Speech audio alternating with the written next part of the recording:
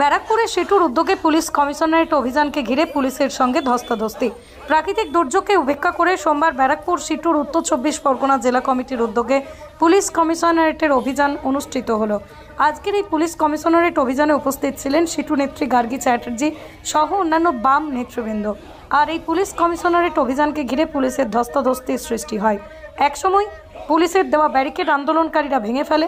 সংবাদ মাধ্যমের মুখোমুখি হয়ে সিটু নেত্রী গার্গী চ্যাটার্জি জানান, গত 9 জুলাই সাধারণ ধর্মঘটের দিন তৃণমূল কংগ্রেসের গুন্ডারা পুলিশের সহযোগিতায় বন্ধ ভাঙার জন্য অতি সক্রিয় হয়ে ওঠার পাশাপাশি ব্যারাকপুর শিল্পাঞ্চলে বেশিরভাগ বন্ধ কলকারখানার জমি মাফিয়াদের হাতে চলে যাচ্ছে। আর এই জমি মাফিয়াদের মদত করছে পুলিশ প্রশাসন বলে অভিযোগ করেন।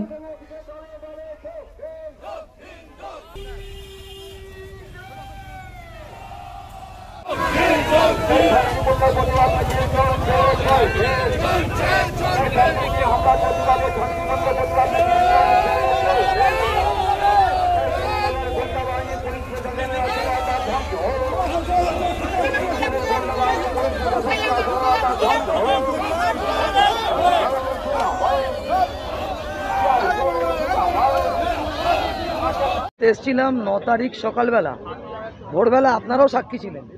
ধর্মঘট ভাঙবার জন্য তৃণমূল কংগ্রেসের গুন্ডাদের সাথে পুলিশ সক্রিয় ভূমিকা পালন করে তার বিরুদ্ধে, এবং আমাদের ব্যারাকপুর শিল্পাঞ্চলে বেশিরভাগ বন্ধ কারখানার জমি মাফিয়াদের হাতে চলে যাচ্ছে, এবং সেখানে পুলিশ জমি মাফিয়াদের পক্ষে কাজ করছে। এবং ট্রান্সপোর্ট থেকে শুরু করে বিভিন্ন সেক্টরটা হচ্ছে তৃণমূলের তোলাবাজির সেক্টরে পরিণত হয়েছে।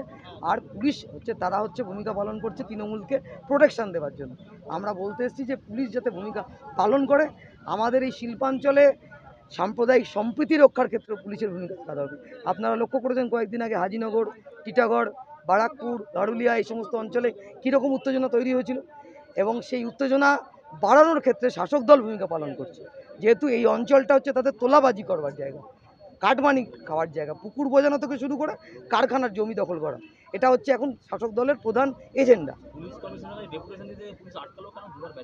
সেটা ওরা বুঝতে পারবে, আমরা বলতে পারবো। আমরা তো বলিনি, আমরা তো পুলিশ কমিশনার অফিস দখল করতে আসিনি। আমরা এসেছিলাম জানানোর জন্য। উনি বললেন উনি দেখবেন, উনি ওপরে জানাবেন। সবই তো নবান্ন থেকে ঠিক হয়। আপনি কি মনে করেন যে বাসন্তী কটন মিলের জমি, সেই জমি কনস্ট্রাকশন করে বাসন্তী হাই রাইজ বিল্ডিং তৈরি হবে, এটা কি আপনি মনে করছেন নবান্ন বা কালীঘাটে যায়নি? এর ভাগ যাবে।